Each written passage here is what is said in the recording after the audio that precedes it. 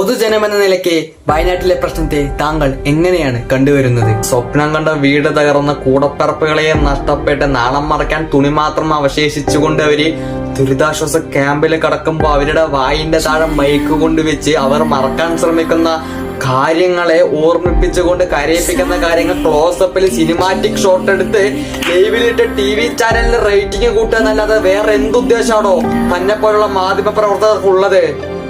കുറച്ചു ദിവസം മുന്നേ വരെ പാപം അർജുനായിരുന്നു നിങ്ങളുടെയൊക്കെ റേറ്റിംഗിന്റെ ഈര. ഇപ്പോ അത് വയനാട്ടിലെ പാവം ജനങ്ങളുമായി മാറി. അറിയായിരുന്നു ഇതൊക്കെ ഇങ്ങനെ തന്നെ വരുള്ളൂന്ന്.